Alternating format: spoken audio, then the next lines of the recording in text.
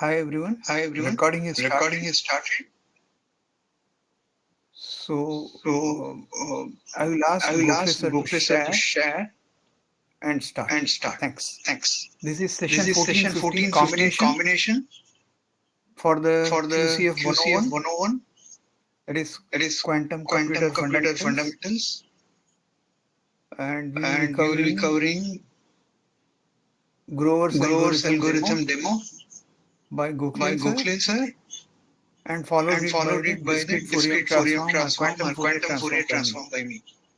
Thanks. Thanks. I am I am handing over to handing over Gokhale. to Gokhale. Thank you very much, Prakash. Very good evening to all participants, and once again, thanks for giving me this opportunity to be part of this group.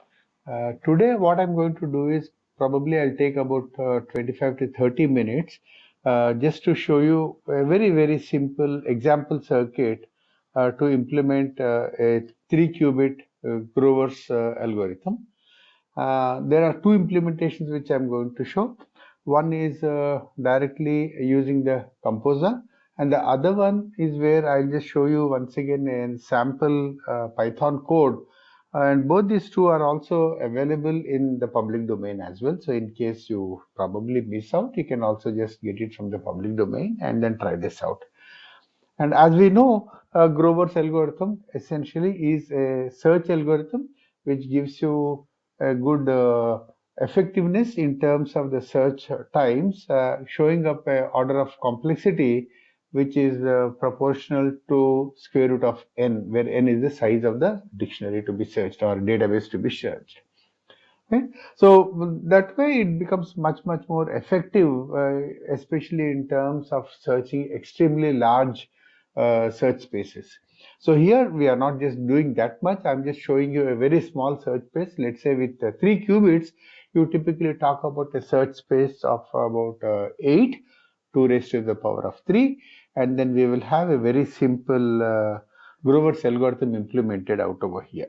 We are not doing any very effective quote unquote measurements in terms of how many operations are actually taking place so as to come up with a comparison. We are not doing all of that. We are just only illustrating the core concepts. Gokhale, Okay, can you so with share, this, please? yeah, I'm just coming up, Prakash.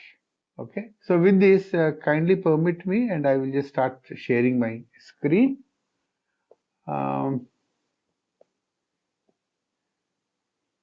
Yeah.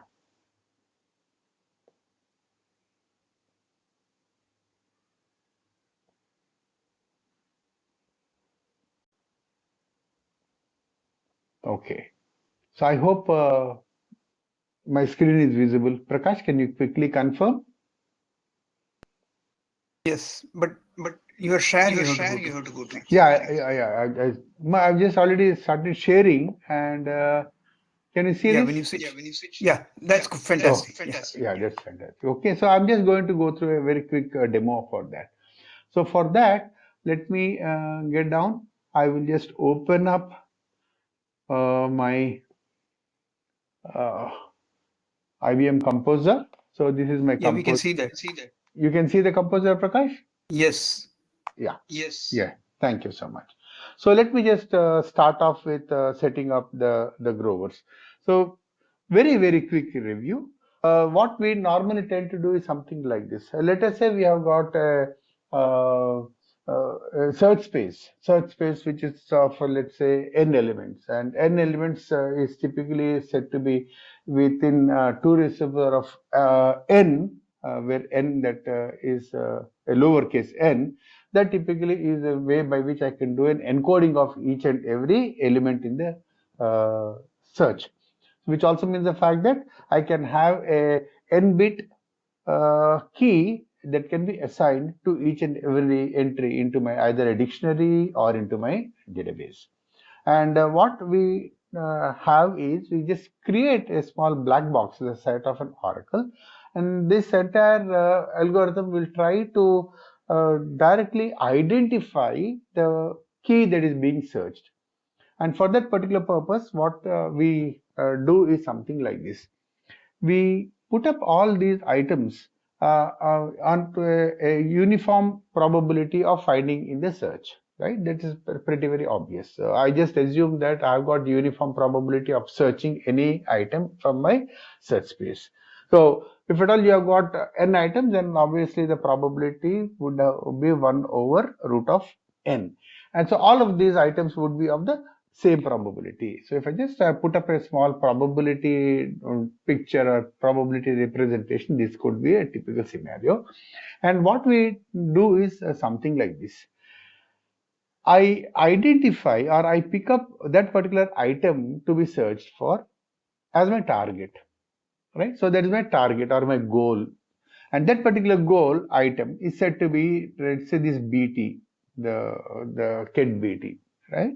And that is now said to be put up at an orthogonality to what? To the entire bunch of elements other than the candidate key. So the moment I talk about other than the candidate key, then typically I can just talk in terms of having a let's say a vector which is a uniform superposition, or I shouldn't say uniform superposition. It's basically a linear combination of all the remaining vectors. So the moment we talk about that, this could be the representation of that.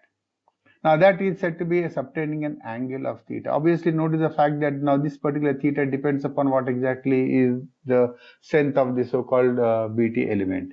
And what we do as part of this entire Govers algorithm is reflect this S vector. Remember, this S vector is a probabilistic search which we are conducting, and our objective is to ensure the fact that this search vector coincides with BT. So to ensure that happens, the Govers algorithm is an iterative process. Every iteration does the following. It takes this vector, reflects it by this angle theta, right? Theta is that angle that is subtended, which you can identify with respect to the cos and the sine values in terms of the projections.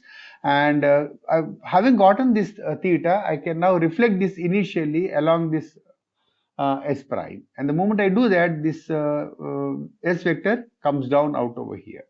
So this is as good as saying the fact that, okay, the candidate key is being flipped downwards. So this is what it is downwards. Having done that, then I calculate the averages. So the moment I calculate the averages, because this item is down, averages will now be dipping a little low. And now what I do is I just have another rotation that I will do about this s-axis. So the moment I do that, then this entire vector will now rotate by theta out over here and another theta. And by doing that, this vector goes a little more closer towards the desired state. So that is typically done by the so-called operation of what we call it as an averaging or a diffusing. So this entire operation is also called as an averaging gate. So what exactly now happens is, now I do once again a reflection around this average, the mean, right? So the moment I do that, these values will dip by this factor, and this value once again will flip up, will increase around this particular average value. So what happens is, now the candidate key probability will boost up and the non-candidate key probabilities will be diminished. So the moment I do this once, maybe this search vector goes close towards the target vector, and I can repeatedly do this. Now, how many times I do that? There is one small formula which talks about how many rounds I need to perform those iterations, and that is once again in context of what exactly is my search space size. And accordingly, what will happen is this iteration by iteration, this keeps on moving closer to closer, right? And ultimately, it just comes in absolute close vicinity to BT.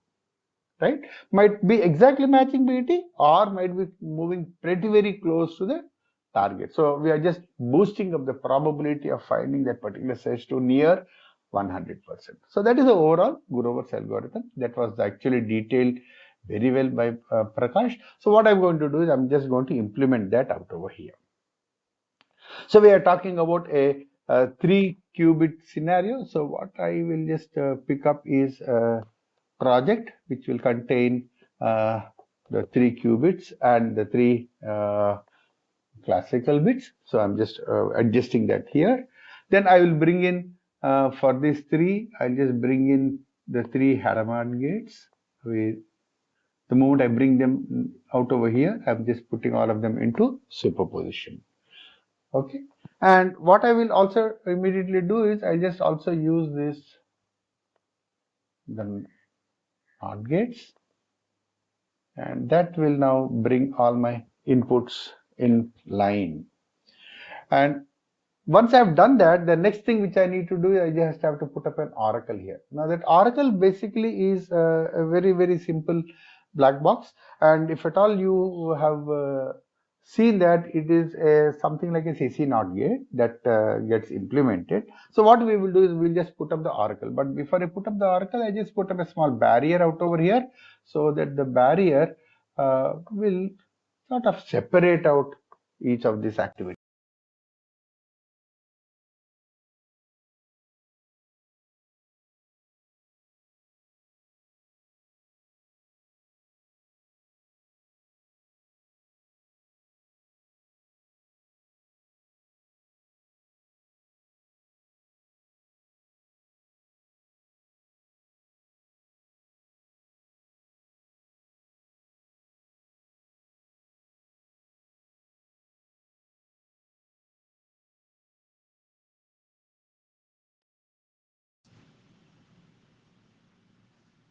That's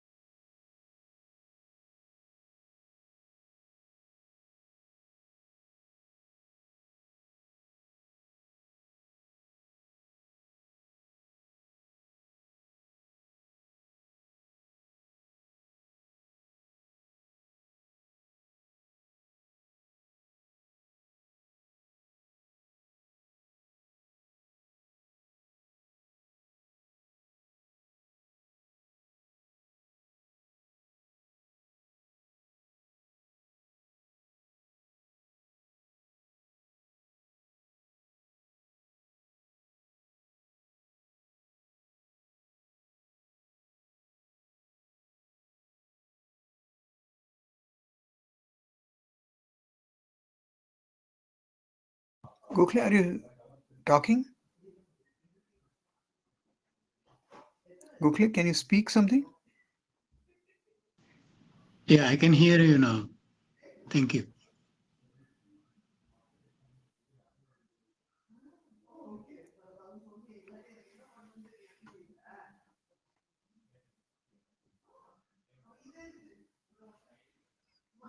Gokhale, I can't hear you.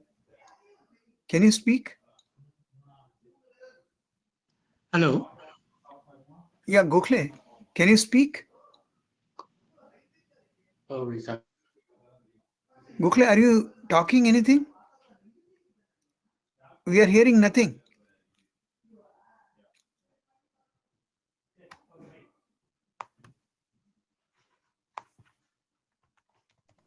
Hello, Yeah, hello. yeah, we are hearing. I do not know. In this screen, you are able to hear the moment I switch over to the other screen. Yeah, you So do I'm one just thing, you stop sharing and reshare that screen that you are showing. okay.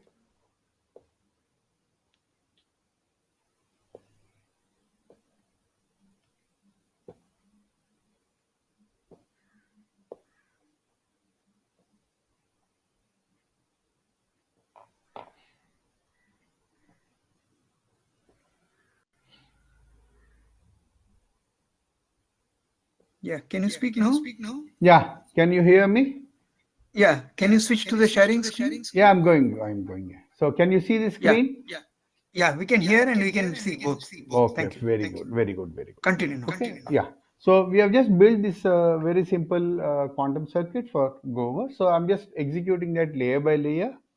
So the first layer puts all the inputs into the superposition. Because of that, you will just see you have all the uh, input states at the same probability, and then I will get on to putting them.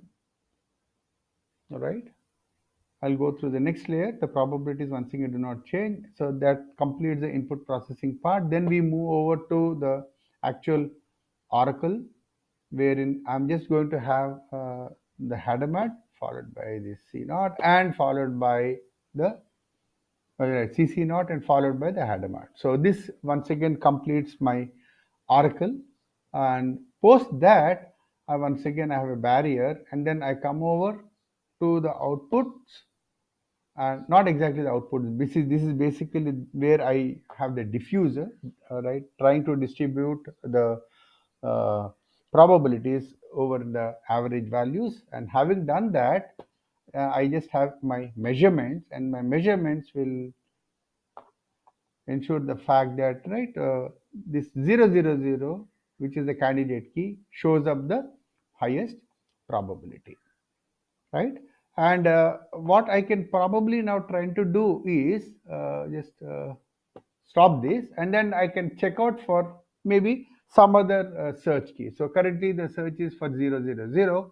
Let us say I can just bring in one not get, put it out over here, and the moment I do that, I'm now searching for 001.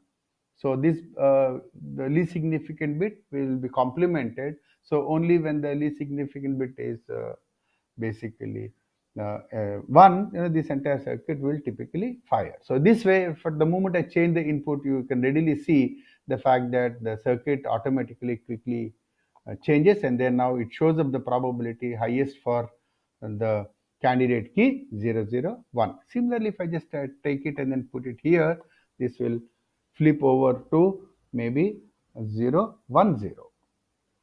right? So this way, basically it is the same circuit. The only thing is what the oracles now will have to be probably different, so that it recognizes and fires the uh, for their respective input. Okay. So what I'm going to do is I'll quickly also go to the quantum lab. Okay, and I will show you a small piece of Python code as well. Give me a moment.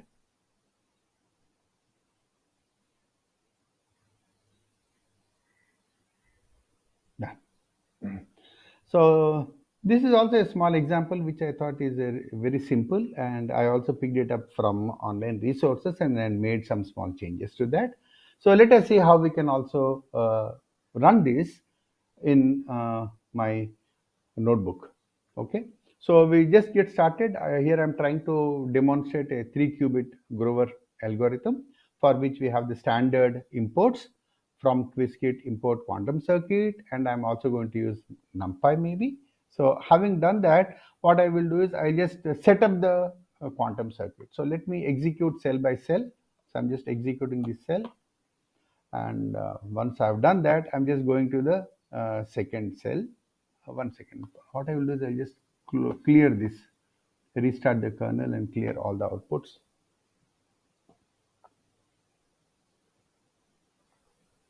Yeah. What is happening? Yeah. Okay. Yeah, all the outputs are clear. So let me execute the first cell so that my imports are now in place. And what I'm now doing is something like this. We will be setting up a quantum circuit, and this quantum circuit will essentially be a 3-bit quantum circuit. And what I will be doing is we'll be just setting it up using C3X uh, model, and that particular C3X will be set up using some 3 Toffoli gates. And I will use this either to mark any specific value. Let's say the search key could be 111 or 101 or 011, whatever I want. And what I'm going to do is currently I'm trying to mark the values 101.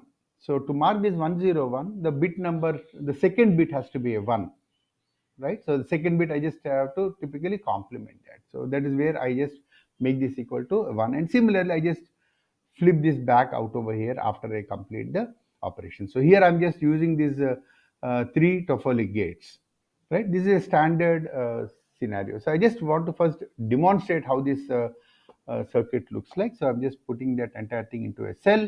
What I will do is little later on, I'll just put this entire thing directly into a function which I can call in my main program. So I'll just execute this, and if I execute that, you will just see this is how my representation looks like, right? So this is my so-called oracle. So understand, this oracle will be modified for each and every type of an input which you plan to search for. So here currently, because of this X is out over here, now you can very easily demonstrate the fact that this is now set up to search for the key 101.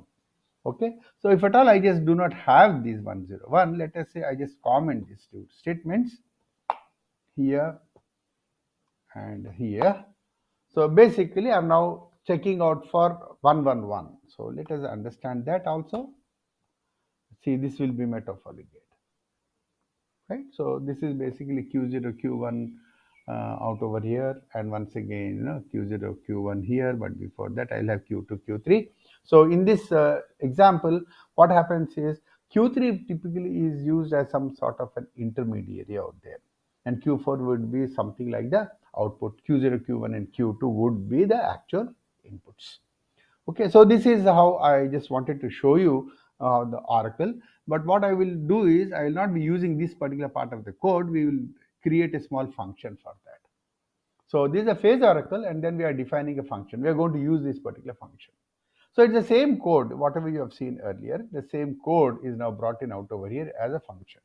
The reason why I define this as a function is in my main program, I'm going to just build this circuit, right? So I'm just going to add these or append these, right, into my actual quantum circuit, right? So I've created a phase oracle, and the number of bits is passed in as a parameter, and then we give the name as UF, right? So UF is uh, the the so-called U gate that can be thought of to be as my oracle gate.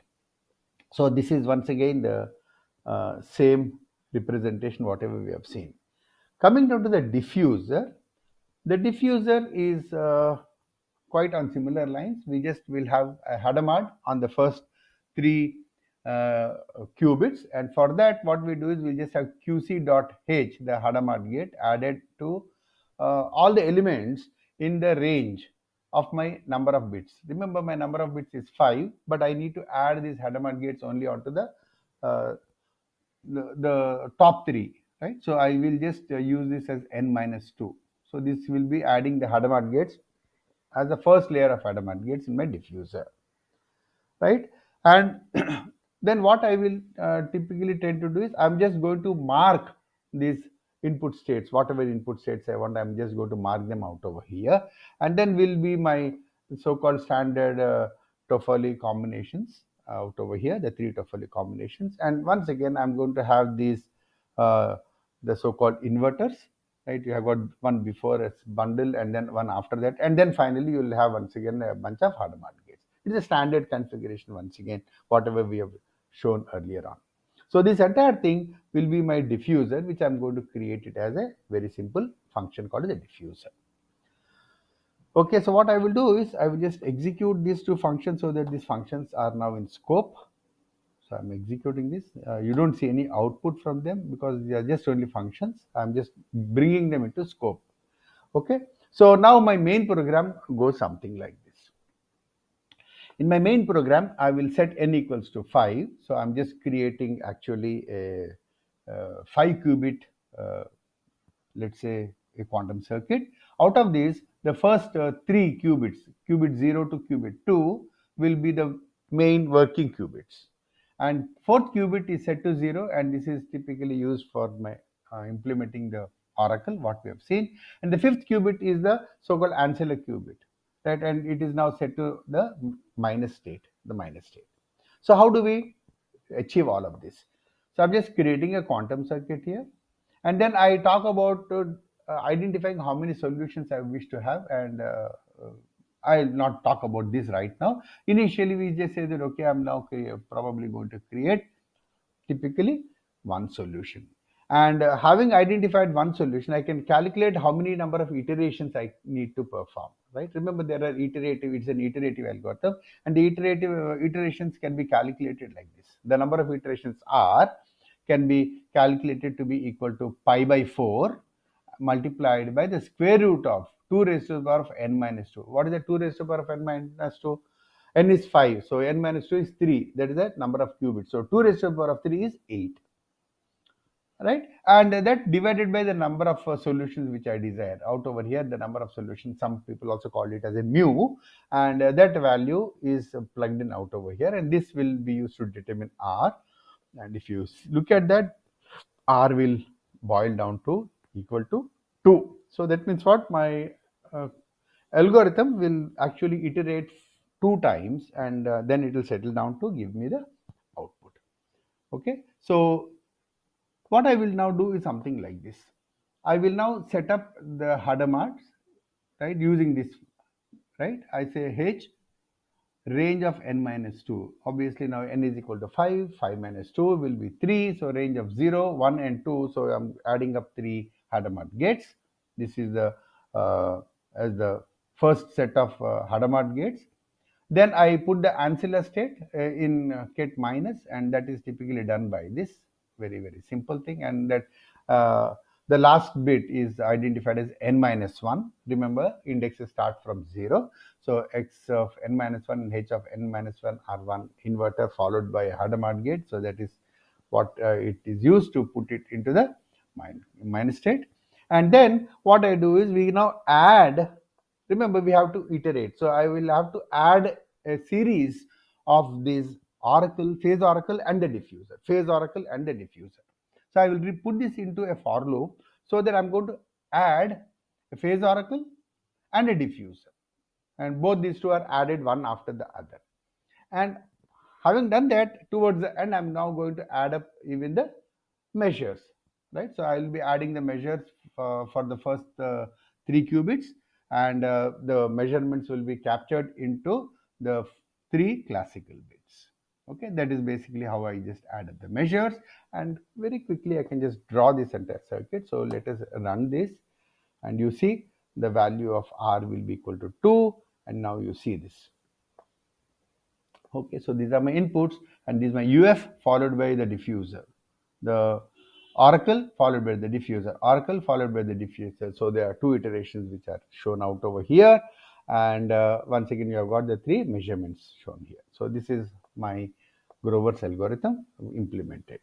So what I can now do is something like this. I can simulate this. So I will once again use air, and I can just simulate, and then I can take the outcomes and then display it onto a small histogram. For that, I'm going to use Quasar simulator as the backend, and then I'm going to run this algorithm for about 1,000 iterations. So I'll just go through 1,000 shots, and let us see what exactly the type of probabilities I can get out of 1,000. So let me run this, and yeah, you got it here. So notice I got this for 111. So there is a thing which I'm searching for, and then you see the fact that 945 or 0.945 is the probability of finding this. Obviously, you don't see all of these as zeros because what we are using profiligates, right? Profiligates once again are made up of the x's and let's say the c naughts, and all of these gates are, as we all know, a bit noisy. So typically you can't expect them to be showing up a very clear behavior. And incidentally, this is what you get on the simulator. If you try to fire the circuit on to the device, you might be getting even slightly uh, not so very nice performance. This might drop down to 0.93 or 0.92. It might even drop down to that. Okay, so this is once again not optimized. So what I will quickly do is I'll just make some quick changes to our quantum oracle, and then let me just bring in for this. So I'm just now bringing it for 101. So let me just see whether I can see the changes happen there. So I just set up this function. This is already set up properly. So I'll just run the same main program this time, and you will see, yeah, it is the same thing, right? And now I will run this as a simulation, and hopefully, yeah, it has come there. So it has come down to detect 101, and this time now see once again the noise is more pronounced. We got this with a probability of 938. Okay, so this is a very simple demonstration of how you can implement Grover's algorithm using IBM Quizkit. Prakash? Yeah, I'm there. Yeah, Uh, Prakash? Yeah. Can yeah, I you? had a few questions in the chat window. I answered them. They are Yeah. asking for code, and once you have, Yes, this uh, code is already there, but Prakash. You can just access this from the same library, quantum library. I'll just pass on my credentials. So code yeah, is here itself. yeah, Okay. pass on to me through email, and I will try Yeah. to get it out Sure, because I sure. did not have that. Yeah, Okay, done. Yeah, I'll do that. Okay. I'll do that. Yeah. And once again, thank you, Professor Gokhale. Excellent, great show. I think picture speaks louder than the mathematics and the words, and it was great presentation going through the Grover's search algorithm of getting the two thetas out of every operation, and here two times two theta. This time you got it for the qubits, three qubit, which you demonstrated. And it was also surprise to me that we used Toffoli gate because I was all the time thinking of Hadamard, but No, no, Hadamard or CNOT, yeah. One second. but If you just give me a minute, kindly yeah, give me a minute. I'll just show you another small code here. yeah. Give me a minute. Uh, this is also a pretty interesting code out over here. So here, what we are doing is we are just once again implementing these so-called oracles from the ground up. So this is exactly the type of a code. Just see that. So for example, I want to just check out for 001. What I will do is I'll just have the inversions to be done wherever I need before and after. And here, instead of using the Toffoli, I'm just using the C-axis. And I'm just using the poly rotations. So this is another very interesting code as well. So this is going a little more. If you just look at the circuit, the number of gates will be too many. You just see somewhere out over here, there are too many gates. Actually, this is what is typically implemented. Yeah, see this. This is how my network looks like. Okay, so this is my entire oracle, and this is once again my diffuser, and then I have my measurements taking place. Logic is the Wow, same. this is too many gates. Yes. Yeah, too many gates. Yeah. But I'm not using Toffolis here. I'm just using the C naughts and the inverters, X's and the C naughts, right? Along with the poly rotations. So Okay. So this is also another. let me Yeah, throw I'll in a just question share here, both the Gokhale. codes. Yeah. So we do have XOR oracle. We have C naught oracle. So do we call this as Toffoli and then this is another? Yeah, this is see this is a implementation of the same thing, right? Toffoli getting implemented using the CX and the CP. CP is the poly rotation, and then CX is the conditional NOT gates. So we are just implementing the same thing out over here, rather than directly using the Toffoli. Here I'm directly using the Toffoli, right? CCX, and here what I'm doing is I'm just taking the core elements and then trying to implement them. Okay. One second. This is see what I've done is this is a long program wherein we have taken for all possible cases of oracles. Remember, you have to create your oracle so that you can search either for key 000, 001 or 0011011, all the combinations. So here I've taken for these four inputs all the 16 combinations. So if at all you want to use them, you can just typically take an input from the user and then go through some sort of a steering logic so that you can execute any one of these or put them as different functions. You can just clean it up. So I just have put up all the code for all the combinations. So this is for the combination 000. It all depends upon what exactly are the inputs you add up your x's, right? For 000, there are no there x's added at all the places. So for if at all you want to search for 0001 q0, you don't add an x for the remaining places. Wherever there are zeros, you just add a 1 so that input will get inverted, and that will enable my uh, oracle. Okay, so that is a simple logic that is used out over here. And once that is all done, once again we just can run that. This is the final diffuser. The diffuser once again will be the same, and then I have the measurements, right? So this is how my circuit looks like, and I can also run this on. Okay, let me just quickly run all this code. So you just see that this will be the output that will come. I'll quickly run that code. Okay, running this cell, right? My okay, imports are done. I'm creating my circuit, and so this is a small comment entry out over here, and then currently I'm now searching for 0001. So let me run this code. I just have to skip all of them because these are all commented out. Then this is my diffuser. I run the diffuser, and then I have a bunch of measurements. I run my measurements, and this is how once again my output comes up here for you.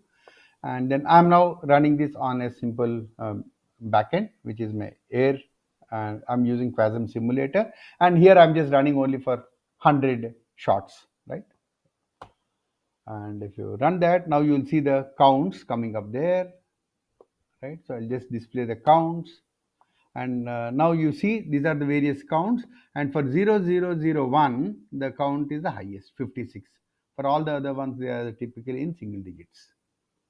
Okay, you can just change want to, let us say, check out for some other combination, just enable this particular part of the code, stub out the other one, run it, then you will see the count correspondingly will be highest for that particular selected combination of the key. Okay, so this is another code that is there, so I can share both these two, and maybe you can take it forward from there. Okay, Prakash, hello.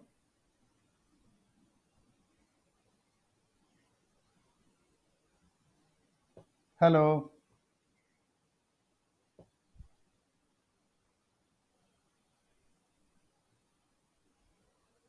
Hello.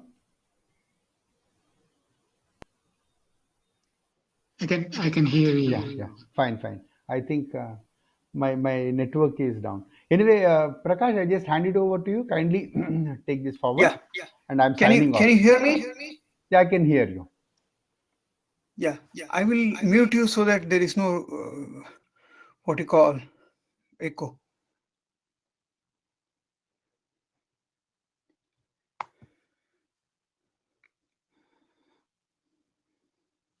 Yeah. Can everybody hear me now? Yes, yes. Fantastic. So let me share my screen now.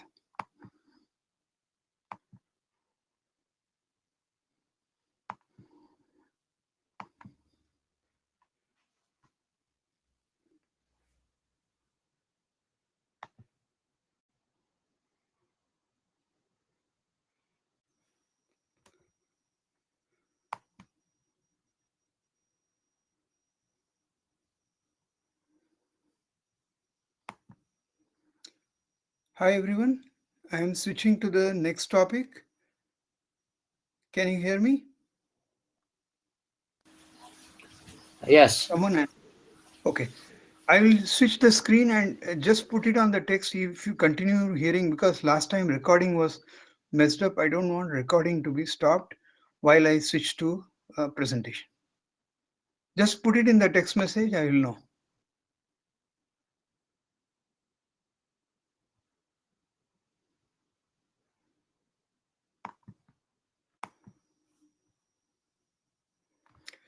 Hi, this is the topic I want to continue on this one, and this is the session 14, 15, 14th demo was completed. So I am going to move to the 15th, and 15 I'll have to flip through some of them. But what we had done was the demo portion of the quantum algorithm for Govers. So I'll move to Fourier transformation, or more appropriately here, discrete Fourier transformation, DFT and QFT. So this portion is already covered last time. I'll just go over to the slide. This demo is over. So here we are now. So before I get into detailing this, let me just focus on discrete Fourier transform. So here what you see is a DC voltage, and that's a constant voltage, and you got time series T0, T1, T2, Tn minus 1. Corresponding sampling is x0, x1, x2, xn minus 1. And the whole procedure of DFT is, if you apply on a sample x0, x1 to xn minus 1, which is in the time domain, it converts into a frequency domain, which is f0, f1, fn minus 1 samples of at frequency with a amplitude, which is, in this case, it is constant. So it is the intensity of those frequency f0 to fn minus 1. So basically we have a transformer in this case, which when applied to a sample x0 to xn minus 1, transform into a time to frequency domain f0 to n minus 1. And since it is a constant DC, there are no zero components. So that is why we say that it has no AC component. It's all DC, yet we are getting the output, which is frequency, different frequencies in the spectrum f0 to fn minus 1. So the purpose of DFT is to transform a time series into a frequency spectrum, and they are discrete. They are not continuous. Normally when we do Fourier transformation, we talk about the sine and the cos, and then you get the odd and the even component. You take the signal and say that these signals can be split into these corresponding signals. And so based on similar thing, but here it is more to do with the discrete values of time to frequency domain conversion. With that, I will go back to the nth root of unity. One important thing for us to remember is DFT, QFT, FFT, there are many terms you will hear. So to our understanding, discrete Fourier transform is the discrete, that is through the, it is not continuous first thing. It is a sampling and then quantization, and then every step of the way you have the time series in X, and you are transferring to, for a DFT you are transforming time to frequency, and for a inverse DFT it will be frequency to time domain. So you can do, as reversibility is important, that's QFT and inverse QFT. corresponding to DFT and IDFT. The QFT has a specific peculiarity, and that is it does for a unitary operation, which is what unitary and reversible operation is what we expect from quantum. So therefore, that's the part of the DFT. The FFT is a fast Fourier transform. Here we deal with the integers, real and um, complex, but not the real numbers, which is decimal types of things which we talk about, and in complex. So what I will say is like that FFT is a version of the DFT which is faster, and it is applicable to other than 2 to the power n types of operation. Like if we have to have a operation in DFT, we will take 2 to the power n, and if there are missing pieces, then we'll put a filler zeros. That's the way we operate in a domain for uh, DFT and QFT. So here is an illustration of a complex plane. So what is this complex plane? Before getting into complex plane, we have to look at real and imaginary part. So if I have a real and imaginary A plus Bi equal to C, so this is the vector C. Or instead of vector C, I call it, this is a C. Normally real numbers are on a line. But when you have an imaginary number, you have to put it in some direction. So we put it in a vertical imaginary axis, which is why we are getting C equal to A plus Bi, which is, in this case, we have taken example is 1.5 plus 1.4. So this is 1.5, this is 1.4, and this is your C, and the angle to between C and the real axis is theta. So that said, this I is nothing but root of minus 1. This is imaginary. You can say I square equal to 1 or I square. So I is root minus 1. So if you multiply root minus 1, so that will be plus 1. So I square. So this is one of the pieces which we'll have to keep in mind, that we are dealing with uh, real space, yet this is imaginary is being shown by a vertical piece. So of the plane, 2D plane.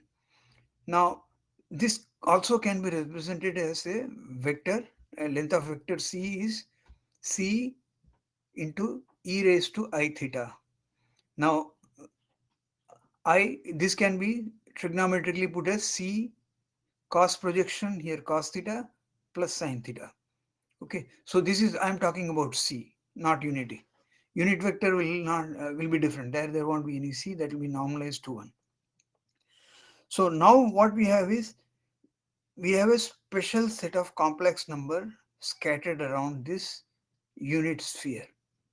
So if I say omega is represented by 2 pi by n, where n is the number of uh, what you call the number which we are running from 0 to n. So if I say pi radian 180 degree, 2 pi is nothing but, you start with omega 0, you rotate and come back here, you will have completed 2 pi. So what it means is, if you split this whole into, like example, this suppose 3, 3, 9, 3, 6, 3, 12. So we have 12 division, each is a 30 degree. So if I have a 30-degree angle, you can have omega 0, 1, 2, and 3. So this is 30 degree, this is 30, this is 30, and in 12, you will complete 360 degree. So what it means is, we have a circle and we have distributed the angle to 12. So n is equal to 12. So what we have got is here 30 degree each. So this is the representation, that we have got omega 0, omega 1, omega 11, and when you come to omega 12, you reach the same position. That is, you are again back to same unity. So this unity, that is nth root of unity, this is what we have for 12. You can have 24, you can have 48, you can have any number which you want, but illustration is to show that nth root of unity goes around. So basically, when you have a quantum qubit, and if you try to rotate, as we said, transformation is nothing but rotation u to v, v to w, etc. We saw in Govers also, we were just rotating. So that rotational aspect is what is represented here. And what we say is, if we say a point, yellow point here is z, then you got z such that z to the raised to n is the number of nth root of unity. We are talking about 12, 30, that is 360 degrees, so 12. So z raised to n is nothing, e raised to I 2 pi by n into m. M is the factor which is running from 1 to 12. So same thing can be represented, because you know that once you complete one circle of 2 pi, then it comes back to same. So you actually have no meaning for n, because n divided by n goes off in the exponent, and then we are left with e raised to I 2 pi m is equal to cos 2 pi m plus I sin 2 pi m is equal to 1. So why 1? So why is it equal to 1? Simple.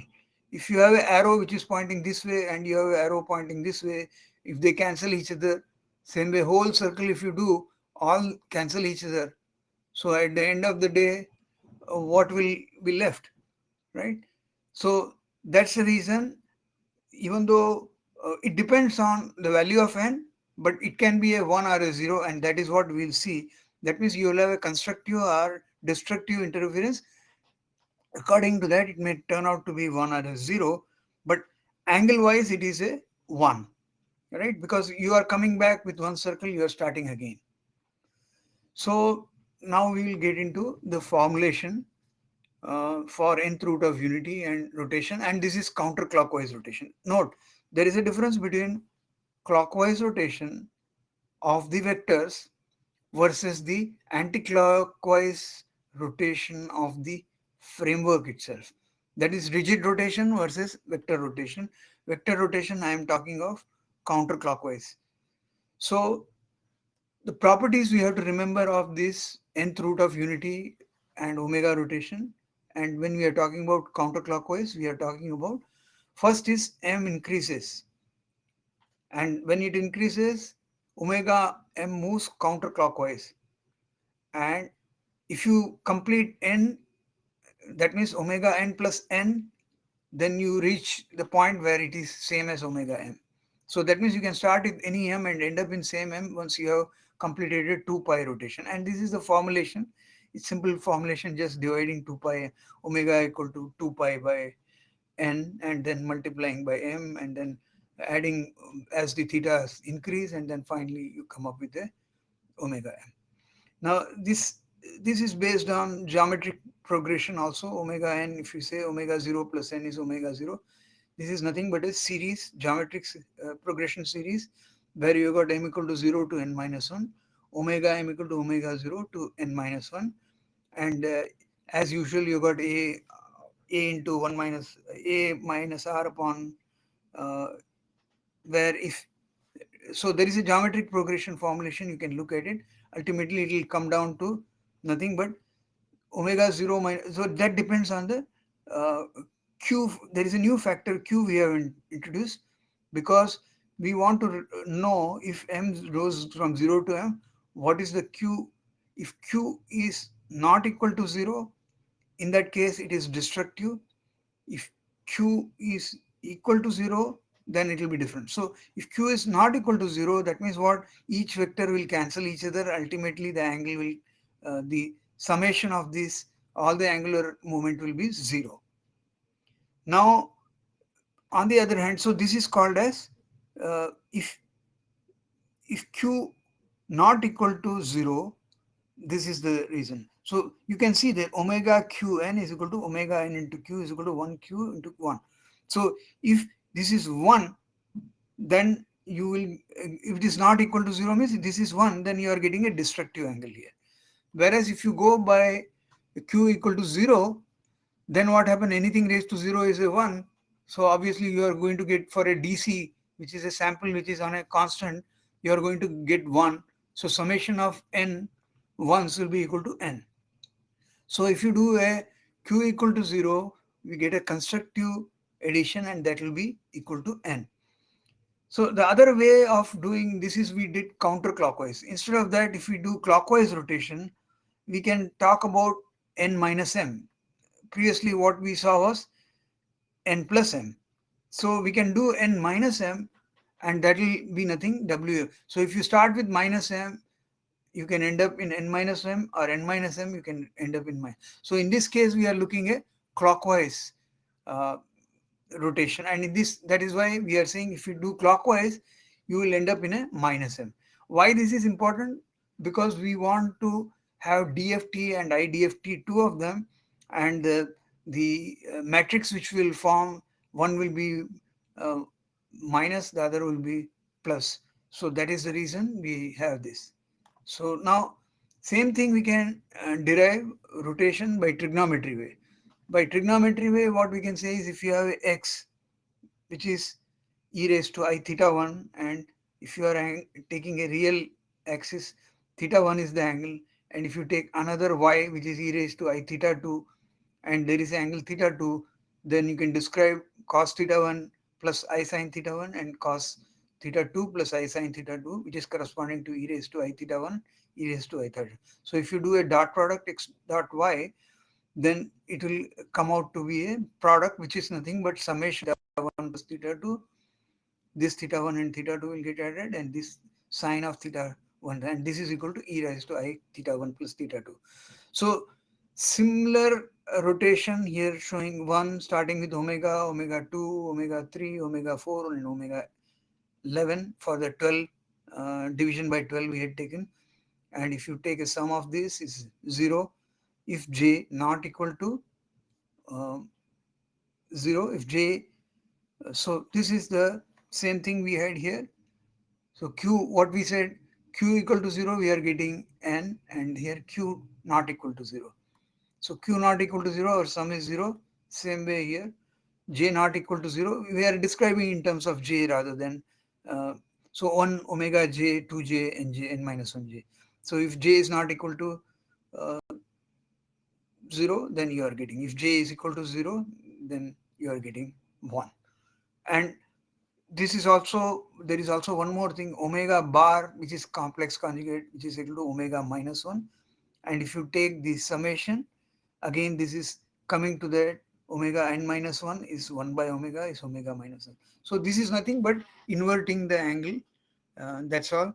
So important things to notice: rotation clockwise, whether you use trigonometric notation, whether you use a simple summation using the statistical method, or you apply vector and matrix approach. So all approaches for discrete Fourier transform is, you have an n sample, you convert the m sample time sequence to frequency sampling, and that transition can be described in a summation equation as vector x, which has a sample column row. So in this case, we are taking column x0 to xn minus 1.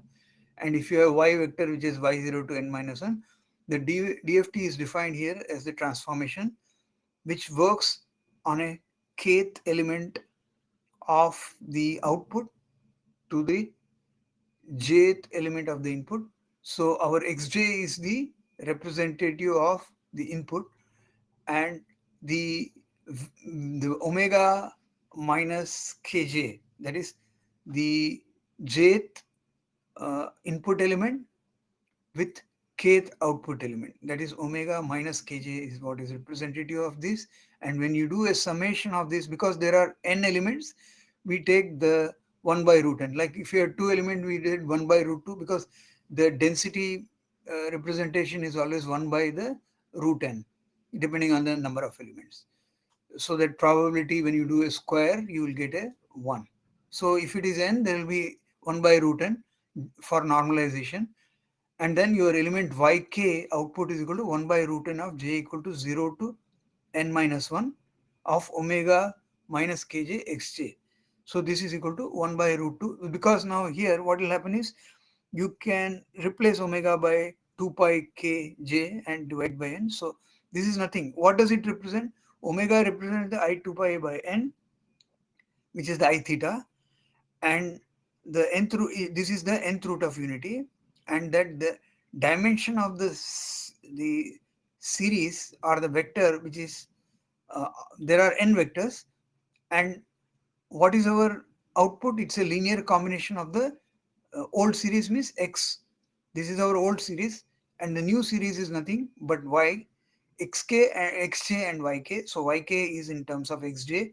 So XJ is our old term, and this is our what you call the nth root of unity.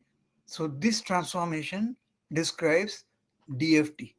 So we will talk about DFT either in terms of this equation or one more equation. We can look at it in terms of uh, what you call the matrix representation.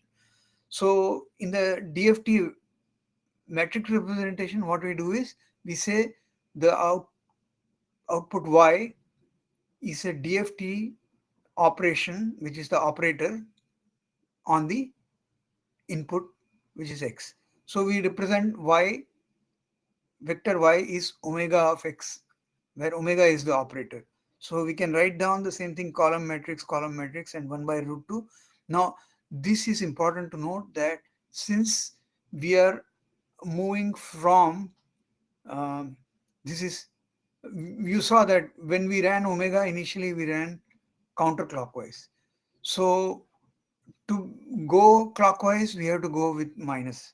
So that is why here each column and row in the DFT matrix are composed of power of the nth root of unity, but in a particular sequence, because we are going with the uh, rotation clockwise, here we are getting omega minus, this is 0 dot, these are all dot products, 0 dot 0, 0 dot 1, 0 dot n minus 1, 1 dot 0, 1 dot 1, and all negative because we are going the clockwise way. And same way we have got, so this is the omega matrix, we define this as omega matrix. And when you apply on the input sequence y0 to yn minus 1, you get an output x0 xn minus 1, and that is the consequence. So in this case xj is constant. If xj is constant, then it is purely nothing but a unity. Uh, Either you can say it is constant, and therefore, or if it is not, then anyway you are normalizing. In case of normalization, you will get this as the scaling. So we are just scaling xj by the unity, nth root of unity for every element in the matrix. That's the DFT vector matrix representation. Now what we can do is we can take an example. If we say that y, find y if x is normalized constant vector, and so normalized constant vector means what? We have to assume that x equal to all are ones, and then 1 by root n of that.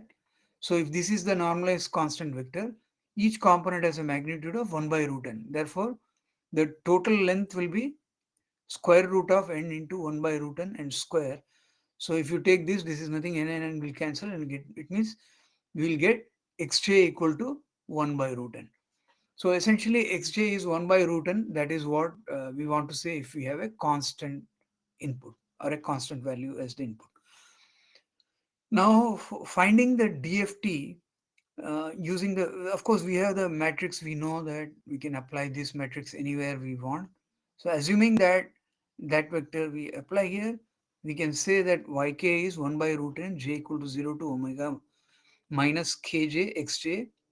Since you will find that um, this is 1 by root n, and then, so what have we changed here? I'm trying to figure, okay, 0 to n minus 1.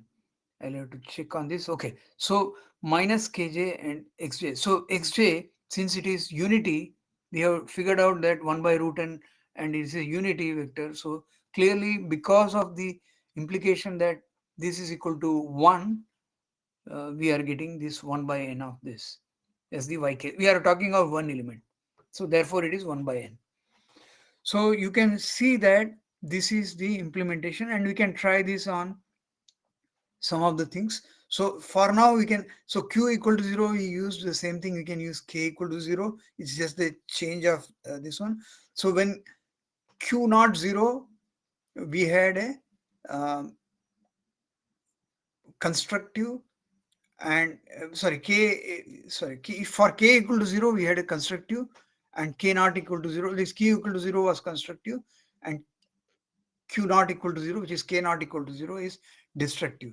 So when you apply this, so why we get is, we get a normalized vector based on which one we are using. So example, if you are talking about first one, you get 1 0 0, second one 0 1 0 0, and so on and so forth. So let's just take that DFT is constructed in a way to perform constructive and destructive interference by arranging the proper series of nth root of unity in the rows and columns. So this is the nutshell. In a nutshell, DFT is transformation is created by nth root of unity applied on a input x series or a time series sample to a frequency domain output. And what has that got with the state? We'll come to that. So if we do a QFT, then we have to apply UQFT, not just the DFT. So the same thing we apply, we except that we put here omegas and the same matrix, but with a UQFT for a element J. So now we are taking J as the element, ket J. So if you apply on a ket J, because states are our ket, abstract states are ket 0, ket 1, etc., plus minus. So it can be any basis. At this time, if it is 0 1 basis, let's assume it is 0 1 basis, and we are applying on a ket J.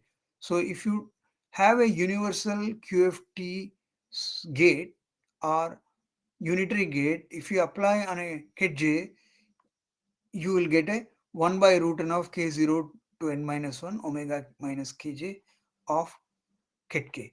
So this is nothing but a same thing, but represented as a uh, state vector rather than basis state vectors k and j. So if you apply QFT kj, then you do a what you call projection, which is nothing but bra k uq kft j, and since it is bra k, so what happens is uh, you take a uh, take this, and then because we have to do the complex conjugate, so you have k. So since we are using bra, this is inverted k prime it is, and we are taking a k prime vector, and just to ensure that we can have a projection with this kind of a k and j being inverted here, so we can cancel the k, and then ultimately we end up with the same 1 by root omega m raised to kj. So essentially this is nothing but to state that if you have a complex conjugate, uh, then you end up in a projection, and that projection gives you a value 1 by root n, and it is simply nothing 1 by root n of omega minus kj. This is the quantum Fourier transform, and we can apply this and see. So example, if we have a equation here, in this case UQFT of j, this is the equation, and we want to apply UQFT of j. Suppose we say it is ket1. So if you want to apply UQFT to ket1, so we should replace this j with ket1, and this is nothing but similar thing. We are, instead of that, we are putting in terms of a because for ket 0 we had seen previously what happens, uh, or we not. Okay, so here ket, so since we are talking about 0 and 1, ket 0 ket 1, so we are using a matrix which is second state being 1, and you apply the matrix to this. If you apply, that means not the first row but the second row, because this is 1, so we get a multiplication with all this, so this column will be projected. If it was a, this was 1, then this column would be projected. This is 1, so this is projected. So 1 by root n of this projection, which is nothing, uh, 0.1, 1.1, n minus 1.1, all with minuses, because it is going clockwise. So at the end of it, what we get, we are just getting the summation of this 0, 1, n minus 1. So basically what, all the basis states that are there, n basis states, are being put together as a linear combination and with a probability density 1 by root n, which when you take a square it will be 1 by n. So this is what we have done, and this has come from the equation. So we always depend on this equation or the matrix, one of the either the matrix notation or the summation notation. So either of the two we can use to arrive at, and if example if n is equal to 2, show that transformation for ket0 and ket1. So let's take UQFTJ. So if you take this formula as usual, we have to say k equal to 0 to minus 1, and in this case if it is ket0, so we are doing minus k of ket0 and k, so j is eliminated. We are replacing that with a 0, and if you take this, that means it will be omega 0 0 plus omega minus 1 0. So basically we are going back and we are getting the same thing.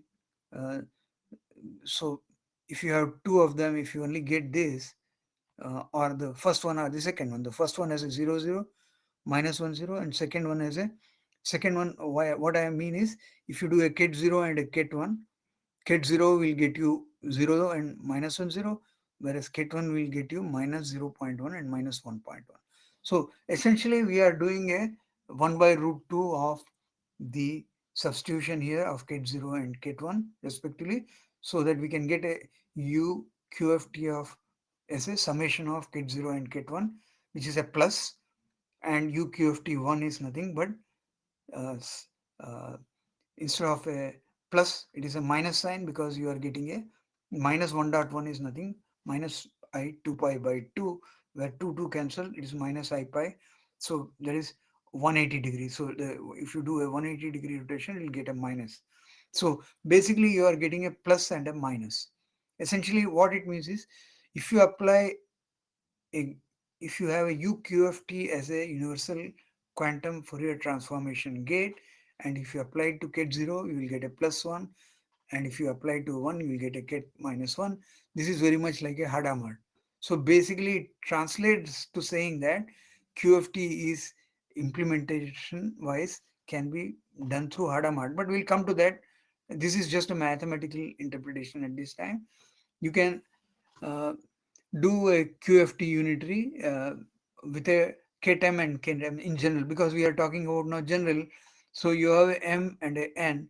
So mth row and nth column and the nth column, and when you take a product, that is the projections, you get again same thing. In this case they are running L equal to 0 to n minus 1, so this become minus L dot m, and this is minus L dot n. And then you have a complex conjugate, because we have a ket bra m rather than a bra n.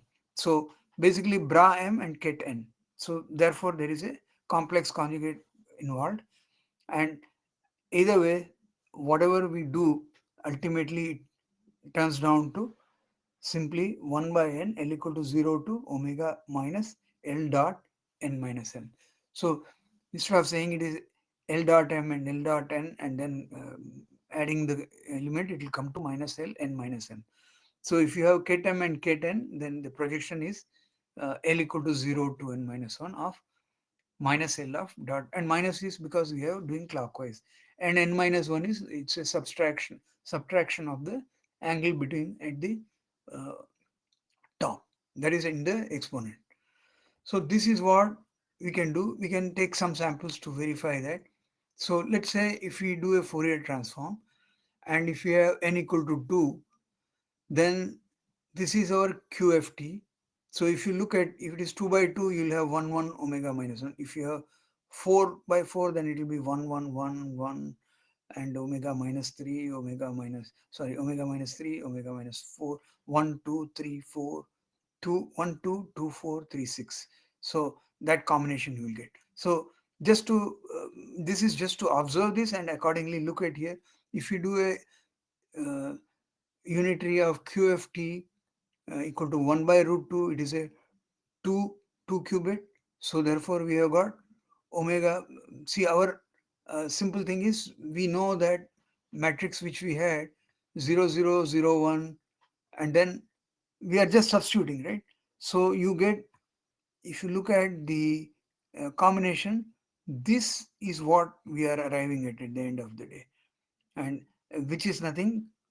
This is substituted based on, because our omega matrix is this, so we'll choose this, and after applying those, we end up in nothing but subtracting all this, and 0 0 0 1 minus 2 minus 1 minus 2 minus 1, so it is coming to 1 dot 0 and 1 dot 1, and that is equivalent of this, and so we get 1 by root 2 1 1 omega minus 1, which is nothing, the 2 by 2 matrix which is available in our omega uh, overall thing. And you can put here omega is as usual 2 pi by n is equal to, so 2 2 cancel, so it will be pi. So if you say minus I pi, it will come out to be 1 by root 2 1 minus 1, which is nothing our z matrix, so poly z. So what you are seeing is you are getting a 1 by root 2 of poly z. This is another way of looking at quantum Fourier transform for a n equal to 2. Same way you can apply for n equal to 4, and in n equal to 4 the um, columns and rows which will turn out to be, you have 1 1 1 1, that's standard. Then the question is what is it coming, so we are getting I minus 1 I minus 2 instead of omega here. You are just taking, because uh, I raised to minus 0 is 1, I raised to minus 1 is minus 1, I raised to minus 2 is minus 1, and I raised to minus 3 is I. So what we do is respectively we take this as uh, 0 column 0 1 2 3. So if we go by this, we are going to get this one, first one I. So we are getting row 2, let's talk about it. So 1 minus I minus 1 and I. So same way this keeps on rotating for different values of I, because this is I minus 1 2 3, this is 2 4 6, this is 3 6 9. So every row you are getting a multiplication and different numbers, and this is based on what we have here, 1 2 2 4 3 6. Same thing, we are just calling it I to the power, and then ultimately we are getting that as the column increases, or the row, um, in a row when the column increases, you are getting these products, and ultimately you will get this for a n equal to 4, you are going to get this matrix. So our quantum Fourier transform is applicable for n equal to 2 4 any number, and to the power of 2 to the power of n, it's specific because DFT applies to 2 to the power n. If you don't have, then we'll have to add additional zeros in that, or we call it as working bits or ancillary, whatever you call, to filler, unlike fast Fourier transform where you can use differently. So in the QFT, it follows DFT exactly with 2 to the power n is a requirement, and that's what we do. And so we can also look at the inverse of it. It is simply just that instead of doing a clockwise, we do counterclockwise. In the counterclockwise, we know that it is a positive, as we saw, omega 0 dot 0 0 dot 1. So these are the dot products in that respective. And then we define as IQFT, inverse of QFT, which is nothing but omega with the inverse, and that's the notation. And when you do a multiplication with the column, obviously this is, you will have ones, and the rows and the columns 1 1 1. Also we say that UIQFT UQFT, if you do a tensor product, and same equal to UQFT, and this is identity. So when you take this matrix and inverse of QFT, when you do a product, you are going to get a identity matrix. I think uh, that's the uh, content here for today for the DFT and the QFT. So what we have seen is we have reviewed the important properties of complex numbers, particularly nth root of unity. So we need to use Nth-Root of Unity for constructing and constructive and destructive interference of quantum. In this case, the uh, algorithm for Fourier transform QFT, that is DFT to QFT. So QFT and DFT are same. Only thing is DFT is applied to quantum state vector, then it becomes QFT. The QFT matrix is constructed so each such that it expresses the constructive and destructive interference properties based on the nth root of unity, and that is transforming the time domain to frequency domain. And we have seen how to construct the QFT and IQFT matrix, and I think QFT and IQFT as uh, what do you call inverse of each other. And so the question is, where do you apply? You apply in signal processing, you apply in uh, what you call the various other encoding, decoding, and encryption, decryption, and those kinds of things. Not only that, Shor's this QFT algorithm uh, can be used along with other algorithms like when you do a prime number factoring, this can be applied uh, along with other modulos. There are many algorithms, Simon's algorithm, secret creation and all that. But we will try to focus on minimum what we have. That is, we have looked at Grovers. Now we have looked at DFT. We will be getting the implementation on the QFT next time, and inverse QFT is corresponding to that. And then maybe follow up with the some of the other algorithms like Shor's prime number factoring, and if there is anything which is remaining, we'll follow. But I will say for extra algorithms, there are many fantastic references here. You can go to IBM quantum computer and start learning on that. There is a Grover's algorithm there. Plus, you have got some of the Grover algorithm tutorials also. You can follow them.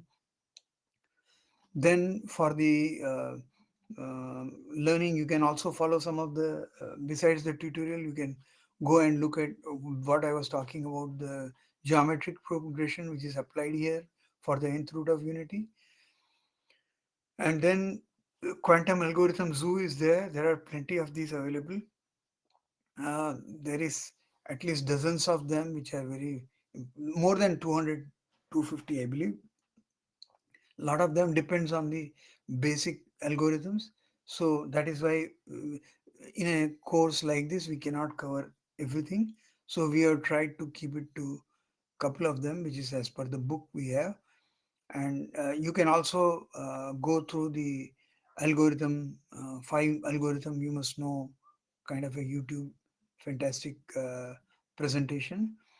And then of course the you if you are a Google, following the Google Quizkit or Google's circ library, then you may want to look at the circ implementation uh, of uh, here. One of them is circ, I think.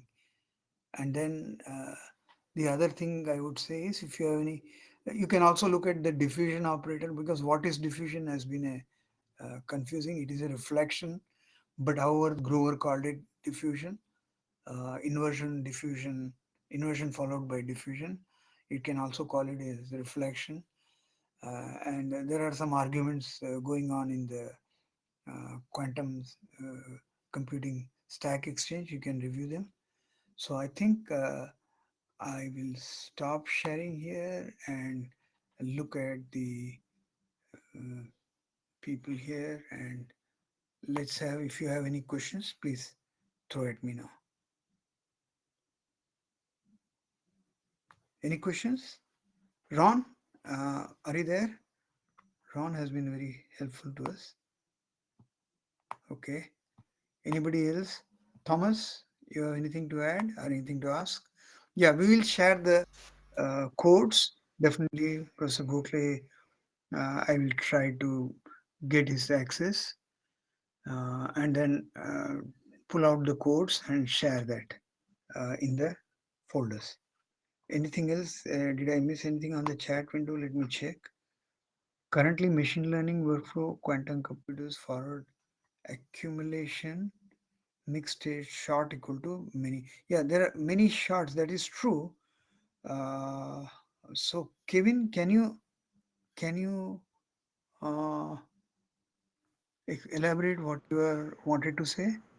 Yeah, it's basically how things sit today. And especially like if machine learning or quantum machine learning is going to be the principal application, it has to fit in somewhere. So with the simulators, basically it's the way it differentiates is very similar to classical. So it's called backward accumulation. And Hmm. then you're going to have pure states, right? There's no quantum noise whatsoever. And then Correct. you can actually get the exact shot right at the beginning without having to do many shots. Exactly. So, if there is no interference, superposition is like your pure simulator, no interference or no crosstalk or whatever we call, uh, no noise. So definitely that is a simulation wise, it is a backward accumulation, maybe a good, since we Yeah, are talking only pure states and not mixed states. right, pure states, so not mixed states. So there will Yeah. be applications for quantum computers due to speed or just Hmm. larger circuits, but you're Hmm. also going to face barren plateaus. Hmm. So, getting over a certain noise hurdle Hmm. to run some of these algorithms in, mixed states. Hmm. But a single problem, not part of like a ML workflow, it doesn't look like. Hmm. So essentially, if it is a computational acceleration, then no noise factor can be very, very interesting. But if you go with the entanglement where you have to have the transmit the uh, uh, qubits through teleporting, that may be a different story, and where you really have to assume some noise. Yeah, there's that argument. Some noise helps. Mhm. I think for quantum and quantum hardware in specific, it's going to have to be a very specific thing because, Mhm. due to these things listed in the chat, it can't update and it can't keep up with a standard ML workflow in like PyTorch. But for Oh a yeah, big problem that it's like really good at, I think that's where the sweet spot's going to be for the hardware. yeah. So hardware, I am not very good at. Uh, yeah, no, nobody is expert in everything, and we have to take learn from each other. It's a very, very uh, what you call complex, and especially Ron has been very helpful. Kevin, now you have been very helpful. Both of you, I thank, and I hope we will be able to continue next week on the uh, this particular QFT and IQFT algorithms and how the circuit pan out. And I'm expecting it will be some Hadamard's. If, of course, nothing can be done without C naught and Hadamard or XOR. That's what my observation. Because when you do a mapping, n to n plus 1 or n to m, obviously you'll have to have some circuit lines, uh, control lines, and some of them the target ones, and the others some of them inputs. So because of m by m, because of requirement for a reversible, you need to have equal number of inputs and outputs. So that's how it operates, and that's the reason we get a lot of circuits. Even though we would like to optimize, we can get big matrix with several identities, what do you call, I gates. And so essentially that is where I was looking at the optimization on the Quizkit, and I was still wondering what does it do. Sometimes they say they will break the wire in the middle and they will break the circuit in the middle, and somehow they get to optimization. That is part of the Quasm 3, I believe. We are still on the Quasm 2 standards currently, I believe, which we have been using on most of the places. So once we have more API developed and we have a better idea of what is going on, we will be able to take that up. But for this initial class, I would not dare that. nor I have the what you call the ability to deliver that, to put it simple. Okay, folks, anybody, any questions? Ron, you want to say something? Hey, Yeah. unfortunately, I joined a few minutes late, so I didn't see the introduction of Grovers. Oh, I see. I Yeah. just wanted to know if Mhm. you had a basic overview of what Grovers does Sure. as part at the introduction. Yeah. So what the Grovers essentially does is it's a search.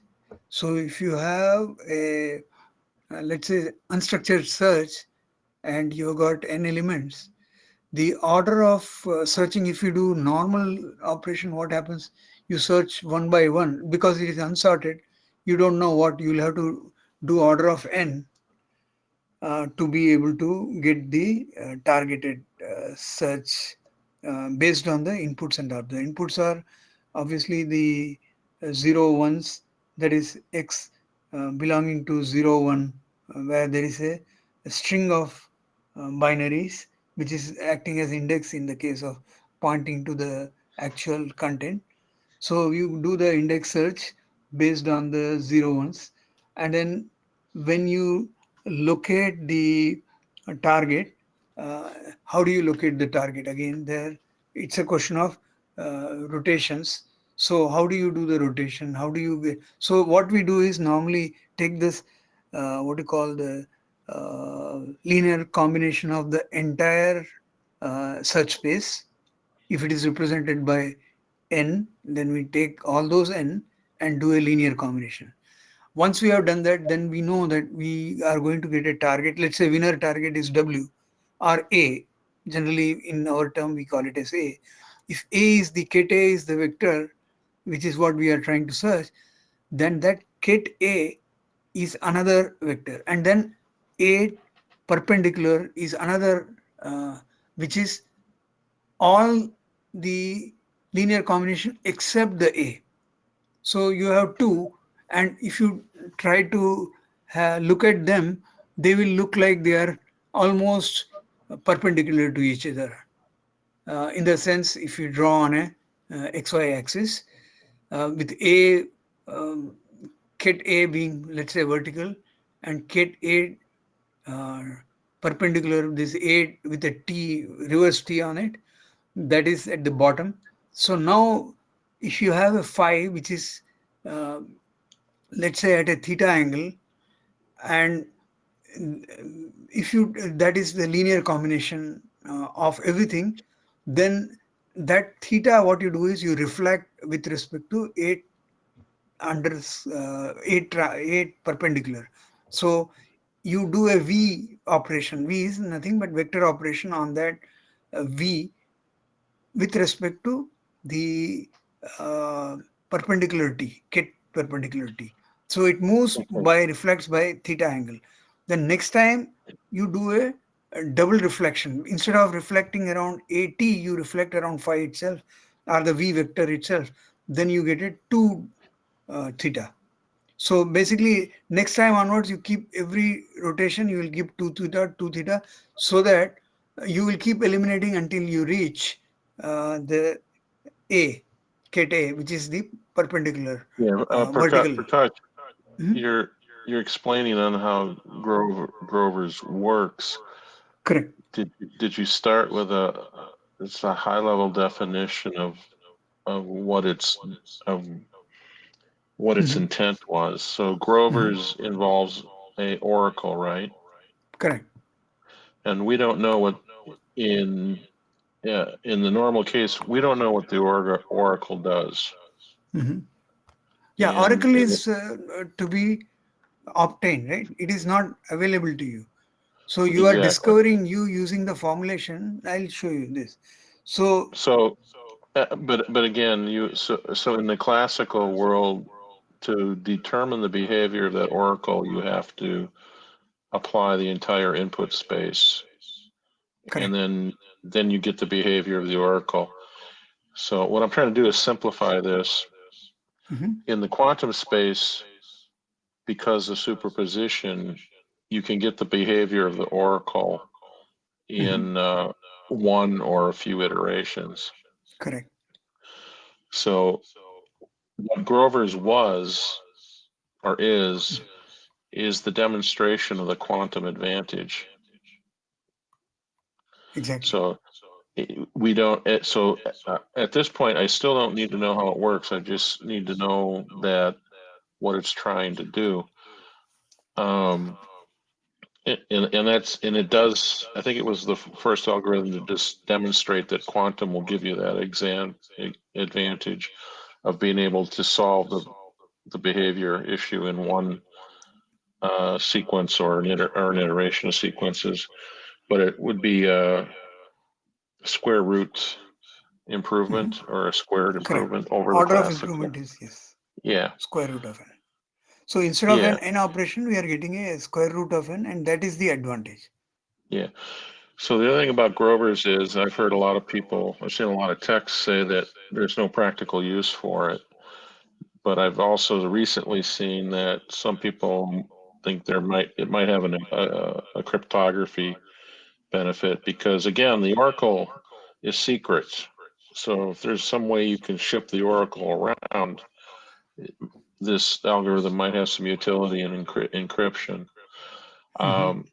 So the students here need to understand that there are probably not other real world problems that Grover's will help you with.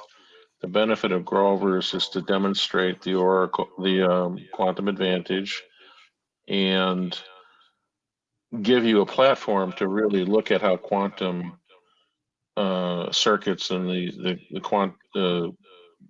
things like quantum phase kickback work, and then how That's right. superposition gets you this answer in one pass as opposed to some Number of exponential number of passes. passes. Yeah.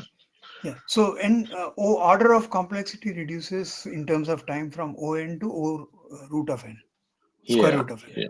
for a Yeah. sample space of n, and that is Yeah. done with a phase inversion followed by a execution r times, and that r depends on how close you are. It may, worst case, it may come to square root of n. Yeah. So again, now you're diving into the details of how you implement it. Okay. Okay. I was just I curious to guess see if you wanted to know what is the preliminary behind it. Yeah. yeah, Okay. what, because I missed the first few minutes. I wanted to know how you described it at a high level, Yeah. so people get some understanding of what it's good for. And it may not be Yeah. good for anything other than teaching quantum programming. Yeah, no, So, that's true. But see, all yeah. all algorithms are so intertwined. I can tell Yeah. you, Simon's is there with a secret, and then it has no use. They Same. said, then they say that it has a use now because of factoring, Shor's algorithm. And then you Well, say you have quantum QFT, which can be what do you call, odd and even. That means periodic. So if it is periodic, then you can apply that for the Shor's to simplify. So they are all yeah. intertwined. It is very hard to say Yeah, what's without, today useful and what is useful tomorrow. We'll never right. know until we have more algorithms and more people understanding the algorithms better. That I can At the very vouch for, least, because it's not easy to understand the algorithms and be yeah. able to actually practically use them. At the very least, they were springboards for other algorithms as time went on.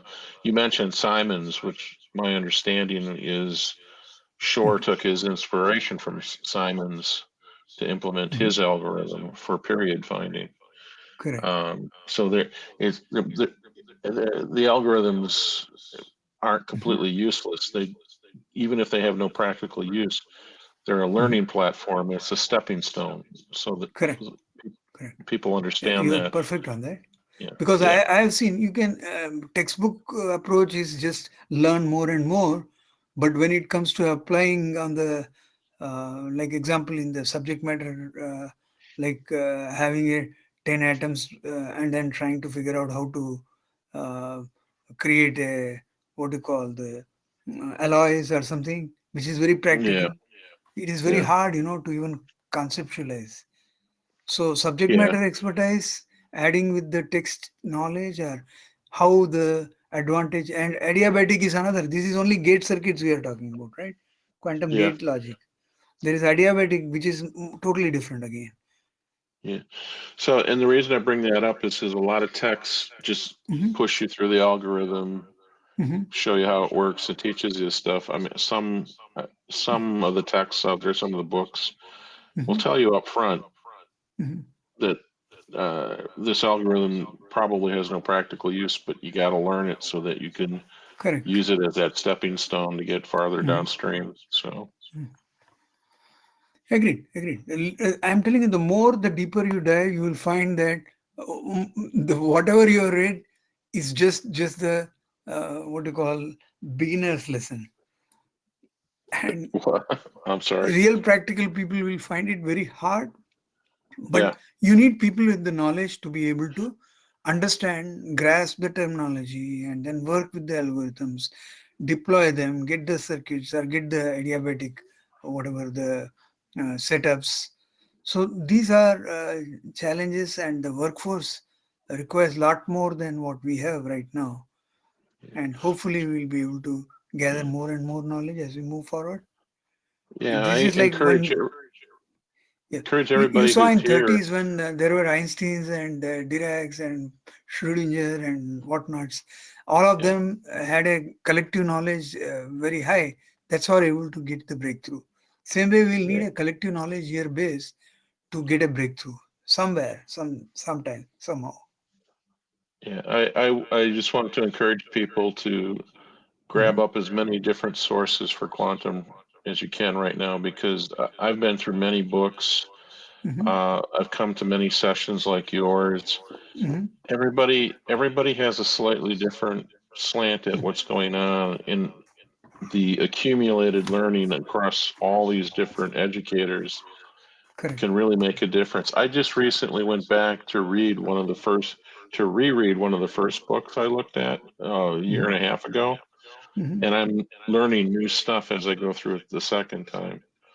Um, because the first time I went through it, I didn't have an understanding base to understand things like quantum uh, variational quantum Correct. eigensolvers, or Variational a quantum, yeah, variational, VQ. yeah, or the quantum phase estimator. But Hmm. now that I've been through stuff, I go back to this one guy's book, and what he was saying now makes 100% more sense to me. And there's Hmm. another little tidbit of knowledge that lights up, because that particular author had a certain way of describing things, but the Hmm. next guy who described the exact same topic Hmm. might be revealing a different attribute of what's going on. So, like, uh, Sure. just grab up at whatever you can get your hands on. Yeah, some of the books like Leonard Susskind and Art Friedman, that is the one, quantum mechanics, that is Stanford uses. Then you got this San Jose professor who uses, that's the one we have been recommending. The other one also I have seen, I think Wazirani has got a lot of, and from the Berkeley. Many Yeah, existing, still the people are existing, okay, they can be reached out. If you can get them, we'll certainly bring them. Yeah, Yeah, Kim, and I would yeah, say want. a Mhm. lot of these focus on speed ups, so quantum algorithms and just to get faster, but this might be some time, given Mhm. hardware and noise and, availability, cost, all that kind of stuff. But Mhm. there's also utility and there's performance. Mhm. So I think that there needs to be a lot more development in these areas, understanding how data sets are, properly, medical image data sets over qubits, with quantum physics to get better accuracy. Or there could be a new utility that classical bits have never done in a field because you're using quantum bits. So these are the other two areas you don't hear quite as much about, because most people are just concerned about, exponential speed ups and, thousands of qubits and these types of Correct. things. But, it's likely going to be a while for speed ups. Yeah, so at yeah, this time, the lowest hanging fruit is post quantum cryptography, which is NIST has developed some lattice algorithms. So protection, security is what is driving it right now, at least the budgets. The other quantum internet, there is the what you call the teleportation, the graphs, the nodes, which you referred Yes. last time, Kevin. I went through that. Obviously, there is still a lot learning there. So Yeah, I mean, we'll the see. PQC stuff isn't even real quantum algorithms. They're Yeah, it just is not real. Sure, yeah. it is not. And then the quantum internet may be a whiles away too, because they're hybrid with Correct. classical as well. And you're talking Verizon and, some changes. But I think in the near term, one of the few viable, things that you can do is quantum inspired. So this is quantum inspired machine learning, other types of things, because the benefits are outweighing many of the the probable benefits outweighing the risk of the quantum computers. The way that you've heard of back propagation in machine learning, well, you can do that with quantum simulators. As far as I know, you can't do that with hardware. And like I said, you're not having mixed states and you're getting your exact answer right now. It's just the researchers behind. There's Kristen Temme at IBM. There's the Xanadu researchers, so Maria Schold and MIT with Seth Lloyd. They're aware of these things, like data sets being utilized in a different way because you have these quantum bits, and even with simulators too. That to me, that sounds like that's the foolproof, because even if you had a noiseless quantum computer, you still have the issues of barren plateaus, lots of local minimums. Even at lower qubits, we have this, with lots of entangling gates at lower qubits. So, there's a lot of things that would have to go right for a really good application for quantum computers. I believe it'll happen, but to me, it just makes sense to focus on quantum inspired and, not Yeah, just that speed that up. reminds me. That reminds me, Ron. I owe you apology. I will send you the bio IT immediately after the call. Sorry for that. I Sure. forgot that. Okay. So bio IT is one place, the gene sequencing and all the formats and all that has medical application, like what you do based on the what you call the mm, scanning and all image. Yeah. Those are very very, because you can reduce the amount of computing, and even though it's an approximation, you are getting better results on that.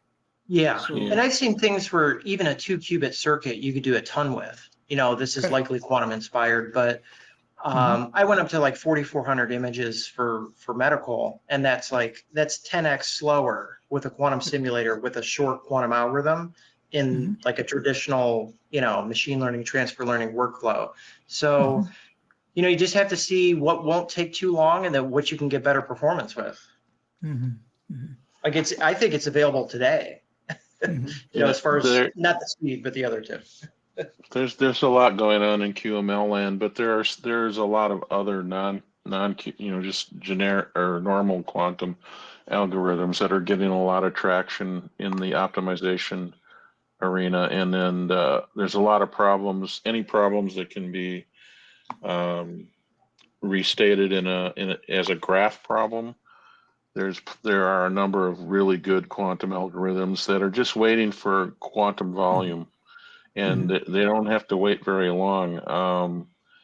Once you get where you get to the point where everybody has access to a quantum computer that's just a few qubits beyond 40, these things are really going to take off. One of my favorites is the quantum max cut algorithm, which is a program, which is an algorithm that works on a graph where you have nodes, vertices, and edges, and what you're trying to do is find the optimal cut through the graph to separate it cleanly. The other one is the minimum independent sets, which is a graphing problem that has all sorts of utility, like in load balancing of computing clusters. The more you get these monsters like Google and Amazon, they have these huge farms of CPUs. Once you get past a certain number of nodes, it becomes really hard to properly load balance.